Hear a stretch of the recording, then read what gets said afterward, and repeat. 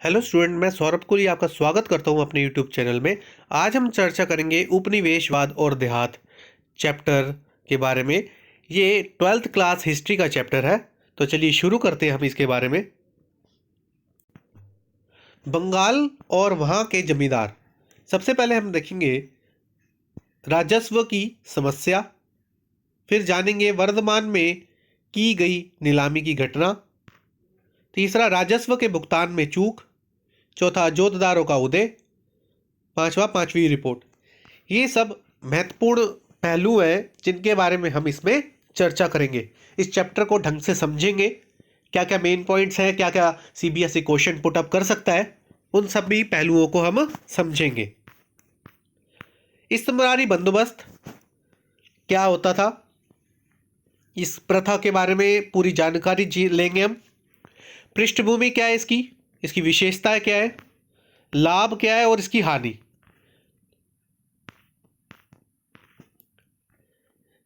स्थायी इस्तमरारी बंदोबस्त यानी कि परमानेंट सेटलमेंट।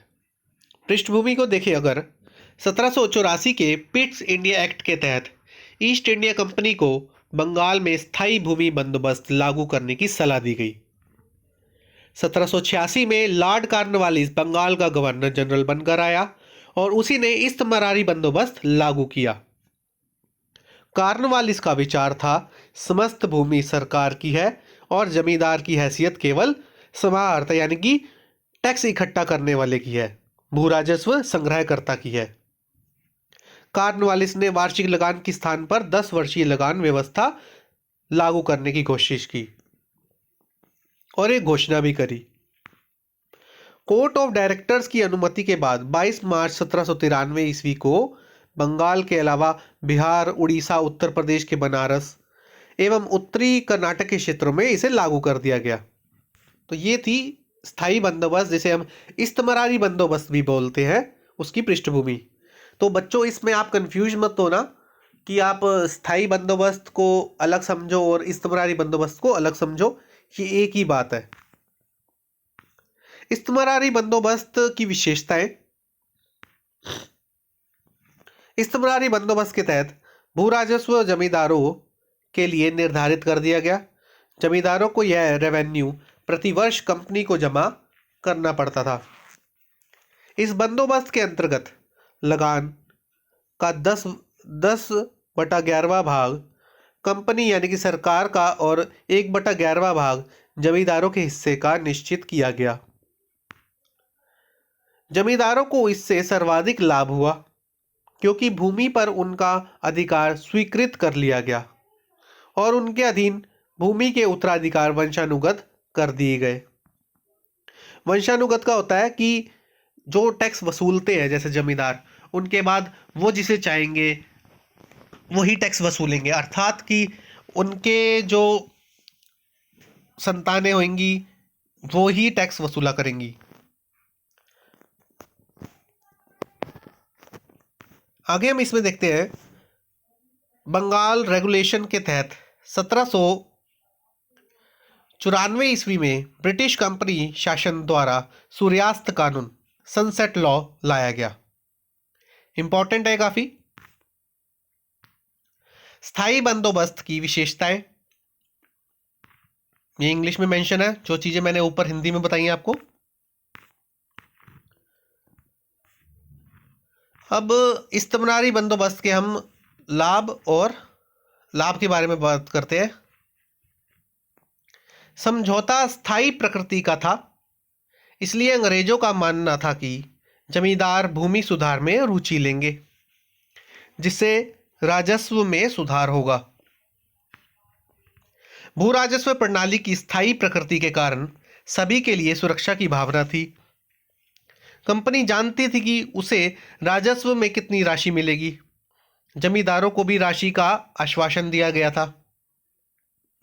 रैयतों, जिनको किसान भी बोलते हैं, कि देखभाल की जिम्मेदारी भारतीय जमींदारों के कंधे पर आ गई।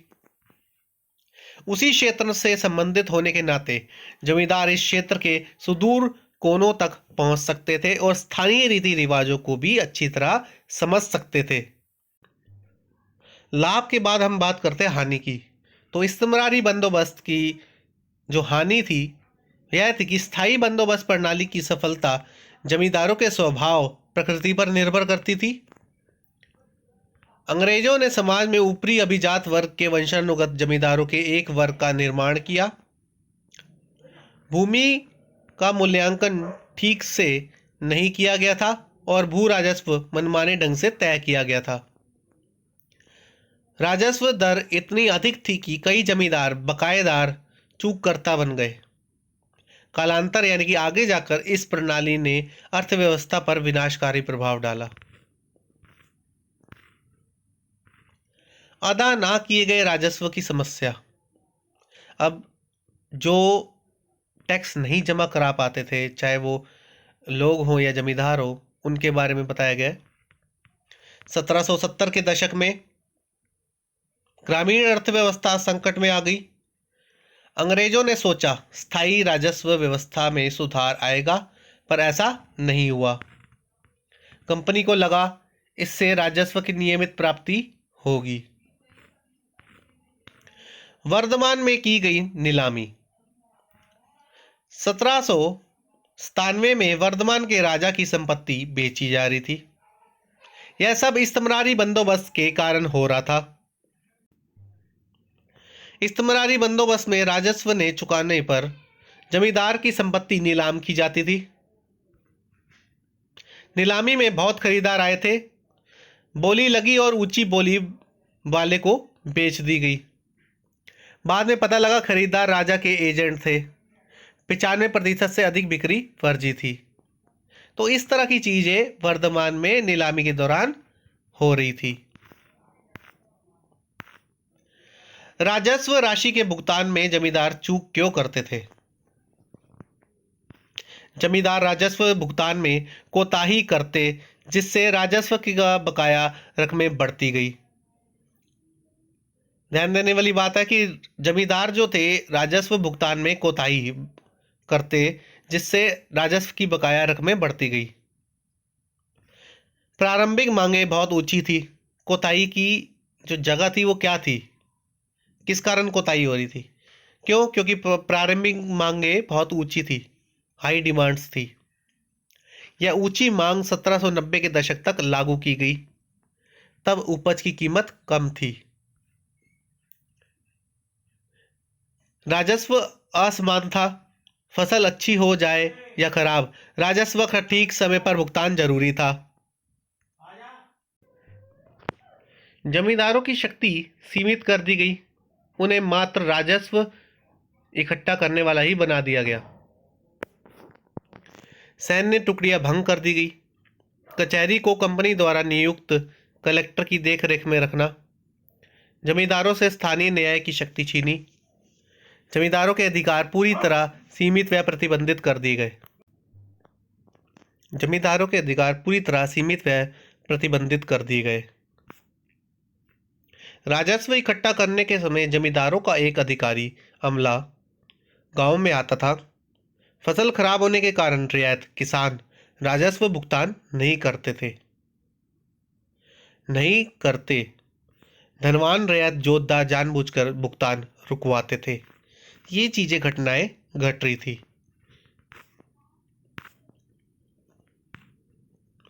जोतदार कौन होते थे? धनी किसान वर्ग। इनका उदय हुआ। जोतदार धनी किसानों का एक समूह था। इनकी स्थिति मजबूत हो रही थी और जमींदार कमजोर हो रहे थे। जोतदारों ने बड़े बड़े भू कृषि क्षेत्र अर्जित कर लिए थे। स्थानीय व्यापारियों साहूकारों पर इनका नियंत्रण था। जोतदारों का उदय। यह गरीब किसानों काश्तकारों पर व्यापक शक्ति का प्रयोग करते थे। इनके जमीन का बड़ा हिस्सा बटाईदारों द्वारा जोता जाता था। बटाईदार फसल का कुछ हिस्सा लेते थे और बाकी आधा जोतदारों को देते थे। कुछ जोतदार जमींदारों से ज्यादा ताकतवर हो गए थे। जोतदारों का उदय। जोतदार किसानों पर नियंत्रण रखते थे। जमींदारों द्वारा बढ़ाए गए राजस्व का विरोध करते थे। राजस्व भुगतान में जानबूझकर देरी करते ताकि जमींदारी नीलाम हो जाए। गांव के मुखिया प्रभावशाली होते थे। इन्हें गांटीदार और मंडल भी कहा जाता था। जोतदारों का उदय। कंपनी राज। जमींदार अनेक गांवों पर नियंत्रण रखता था। जोतदार के बारे में बताया गया है। रियायत के बारे में शिकमी रियायत। ये एक सीक्वेंस चल रहा है। सबसे ऊपर कंपनी है, उससे नीचे जमींदार है और साइड में एक तरफ जोतदार भी है। जमींदारों से नीचे रियायत है और शिकमी रियायत है। जो शिकमी रियायत था वो जोतदारों के भी अंडर में था। पांचवी रिपोर्ट। पांचवी रिपोर्ट की बात करें तो पांचवी रिपोर्ट 1813 में ब्रिटिश संसद में पेश की गई। यह भारत में ईस्ट इंडिया कंपनी के प्रशासन तथा क्रियाकलापों के विषय में तैयार की गई थी। कंपनी ने 1760 के दशक में बंगाल में खुद को स्थापित किया था। तब से इंग्लैंड में इसके क्रियाकलापों पर बारीकी से नजर रखी जाने लगी। यह 1002 पृष्ठों की थी कलेक्टरों की रिपोर्ट। यह रिपोर्ट ईस्ट इंडिया कंपनी के शासन के स्वरूप पर ब्रिटिश संसद में गंभीर वाद विवाद पर आधार बनी। ब्रिटिश संसद में कंपनी के शासन को विनियमित और नियंत्रित करने के लिए 18वीं शताब्दी के अंतिम दशकों में अनेक अधिनियम पारित किए गए। कंपनी को बाध्य किया गया कि वह भारत के प्रशासन के विषय में नियमित रूप से अपनी रिपोर्ट भेजा करे।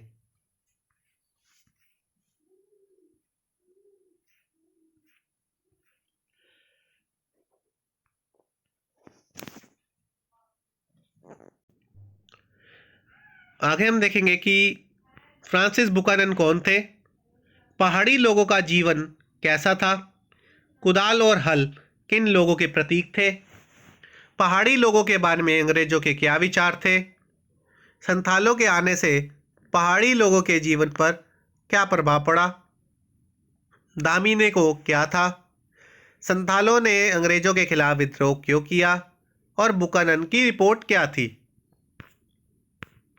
फ्रांसिस बुकानन, जिसका पूरा नाम फ्रांसिस बुचानन हैमिल्टन, एक स्कॉटिश चिकित्सक थे। बंगाल चिकित्सा सेवा में 1794 से 1815 तक कार्य किया। लॉर्ड वेल्जली के शल्य चिकित्सक भी रहे, सर्जन। बंगाल सरकार के लिए भूमि सर्वेक्षण का काम भी किया। उनकी रिपोर्ट के आधार पर हम तत्कालीन इतिहास का अध्ययन करते हैं। कुदाल एवं हल, एक तरफ देखिए कुदाल है, एक तरफ हल है। राजमहल की पहाड़ियां, जो कि वर्तमान में झारखंड में क्षेत्र है। पहाड़ी लोगों का जीवन। पहाड़ी लोग कौन थे। अब इसमें पहाड़ी लोगों से संबंधित ये नहीं कि जो हर जगह पहाड़ियां होती है वो पहाड़ी। इसमें पहाड़ी से संबंधित है राजमहल की पहाड़ियों के इर्द गिर्द रहने वाले लोग, वह पहाड़ी लोग थे और झूम खेती करके अपना जीवन चलाते थे। पहाड़ी लोगों का जीवन। जंगलों से खाने के लिए महुआ के फूल, कंद मूल इकट्ठे करते थे। रेशम के कोया तथा राल बेचते थे। लकड़ियां काटकर काठ कोयला बनाकर बेचते थे। विस्तृत इलाकों को चारागाह के रूप में इस्तेमाल करते थे। पहाड़ी लोगों का जीवन इमली के पेड़ों के बीच बनी झोपड़ियों में तथा आम की छांव में आराम करते थे। इनका जीवन जंगल पर निर्भर था। आपसी लड़ाई झगड़ा स्वयं ही निपटाते थे। आसपास के मैदानी इलाकों पर आक्रमण। जीविकापार्जन के लिए अपनी ताकत दिखाने के लिए जमींदार तथा व्यापारी उपहार देकर जंगल के मुखिया से शांति खरीदते थे। अब इन पॉइंटों से हमें पता लग रहा है कि जो पहाड़ी लोगों के आसपास क्या हो रहा था, आक्रमण मैदानी इलाकों में।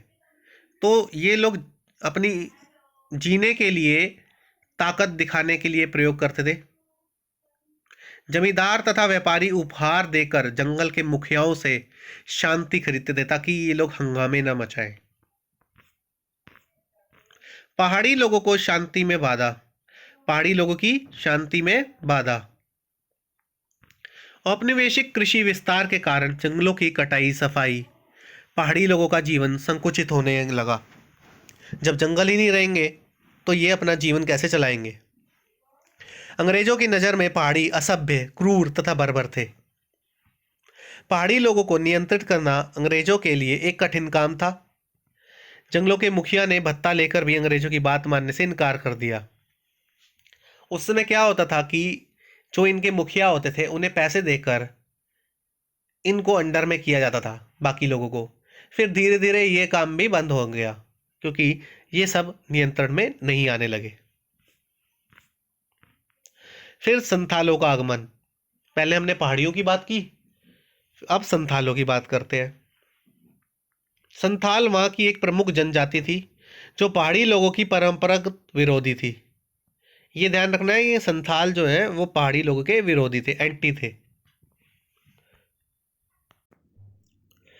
जंगलों का सफाया, इमारती लकड़ी काटना, चावल तथा कपास उगाना एवं जमीन जोतना इनका पेशा था। उस दौरान जो अपना कार्य करते हुए जंगलों में घुस आए और निचले इलाकों पर कब्जा कर लिया। जोतने के लिए संथाली हल का उपयोग करते थे, इसलिए हल इनका चिन्ह माना गया, जबकि पहाड़ी कुदाल में भूमि खुरेदते थे। ध्यान रहे कि संथाल लोग हल का उपयोग करते थे और पहाड़ी लोग कुदाल का। तो कुदाल पहाड़ी लोगों का प्रतीक है और हल जो है वो संथाल लोगों का प्रतीक है। पहाड़ी उपद्रवी थे जबकि संथाल लोग एक आदर्श एवं अगुआ बाशिंदे साबित हुए। मतलब वह उनकी तरह असभ्य और उपद्रवी नहीं थे। पहाड़ी लोग उपद्रवी थे। खाना बदोश जीवन को छोड़ यह स्थायी जीवन जीना चाहते थे। वह इधर उधर भटकते नहीं थे, वह स्थायी रूप से निवास करने के पक्षधर थे। संथालों का आगमन में देखेंगे आगे, जो कार्य अंग्रेज और उनके जमींदार ना कर पाए वो कार्य संथालों ने करना शुरू कर दिया।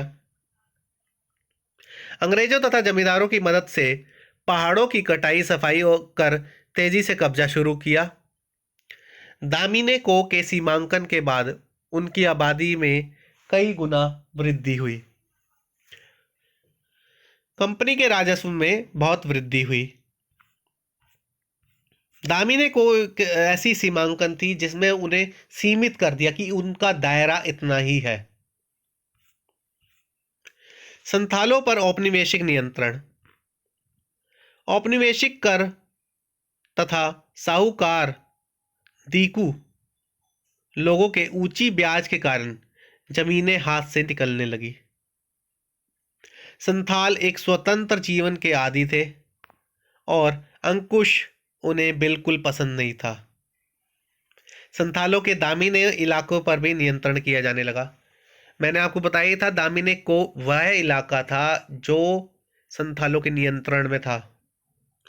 ये एक बाउंड्री थी जिसके अंदर, जिस इलाके को ये नाम दिया गया, इस इलाके के अंदर ही वह संथाल लोग रहते थे।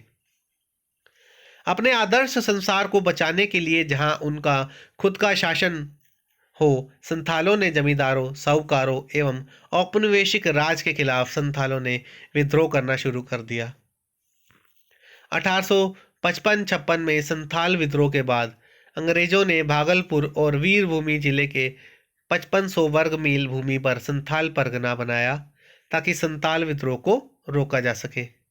ध्यान रहे, 1855-56 में संथाल विद्रोह के बाद अंग्रेजों ने भागलपुर और वीरभूमि जिले के 5500 वर्ग मील भूमि पर संथाल परगना बनाकर संथाल विद्रोह को रोकने का प्रयास किया। बुकानन का विवरण देखें। बुकानन की यात्राएं मात्र प्रकृति का ही प्यार अथवा अज्ञात की खोज नहीं थी, बल्कि उसका एक निश्चित उद्देश्य था। अंग्रेजों के लिए सर्वेक्षण करना, नक्शा बनाना, सूचनाएं इकट्ठी करना, खनिजों की तलाश, खेती योग्य भूमि की खोज तथा फसलों की जानकारी इकट्ठी करना। बुकानन को वनवासी शंका की दृष्टि से देखते थे तथा अंग्रेजों का एजेंट मानते थे। बुकानन ईस्ट इंडिया कंपनी की विस्तारवादी नीति को बढ़ाने में उन्होंने खूब योगदान दिया। वनों को खेती योग्य बनाने एवं संसाधनों के अधिकतम दोहन के तरीके सुझाना उनका सर्वप्रमुख कार्य था। अपनी उद्देश्य की पूर्ति के लिए पहाड़ियों और संथालों के हितों को नुकसान पहुंचाने में उन्होंने कोई संकोच नहीं किया था। चाहे आपस में लड़े या मरे, इन्हें अपना फायदा करवाना था। इसलिए वनवासी इन्हें अपना दुश्मन मानते थे। ये देखिए, विवरण स्रोत से हमें पता भी लगता है। नई जमीनें साफ करने में वह बहुत होशियार होते थे, ये बुकानन लिख रहे हैं। लेकिन नीचता में रहते हैं। उनकी झोपड़ियों में कोई बाड़ नहीं होता, मतलब कोई गेट नहीं होता, और दीवारें सीधी खड़ी की गई छोटी छोटी सटी हुई लकड़ियों की बनी होती है, जिन पर भीतर की ओर लेप प्लस्तर लगा होता है। झोपड़ियाँ छोटी और मैली कुचैली होती है। उनकी छत सपाट होती है, उनमें उभार बहुत कम होता है। आगे लिखते हैं वो स्रोत 4 में, कड़ुआ के पास की चट्टानें। बुकानन की पत्रिका निम्नलिखित ऐसे प्रक्षेपणों में भरी पड़ी है। आगे लगभग 1 मील चलने के बाद मैं चट्टानों के एक शिला फलक पर आ गया, जिसका कोई यह एक छोटा दानेदार ग्रेनाइट है, जिसमें लाल लाल फेल्ड्स्पायर क्वार्ट्ज और काला अभ्रक लगा है। वहाँ से आधे मील से अधिक की दूरी पर मैं एक अन्य चट्टान पर आया। वह भी स्तरहीन थी और उसमें बारीक दानों वाला ग्रेनाइट था, जिसमें पीला सा फेल्ड्स्पायर, सफेद सा क्वार्ट्ज और काल अभ्रक था। तो ये विवरण बताते हैं बुकानन की सोच क्या थी, किस तरह लूटना। आगे देखते हैं हम माइंड मैप में, हम देखेंगे कि किस तरह ये सब चीज़ें हमने सीखी बुकानन के बारे में, पहाड़ी लोगों के बारे में, संथालों के बारे में। तो ये चैप्टर हमारा पूरा ख़त्म होता है। आगे भी आप हिस्ट्री, पॉलिटिकल साइंस, ज्योग्राफी एवं अन्य चीज़ों के लिए इस चैप्टर के साथ और अधिक समझने के लिए या अन्य किसी विषय को समझने के लिए इस चैनल के साथ आप जुड़े रहिए। इसे लाइक, शेयर एंड सब्सक्राइब करना बिल्कुल ना भूलें, और बेल आइकन को ज़रूर प्रेस करें ताकि सारी नोटिफिकेशन आप तक ज़रूर पहुंच सके। अभी के लिए धन्यवाद।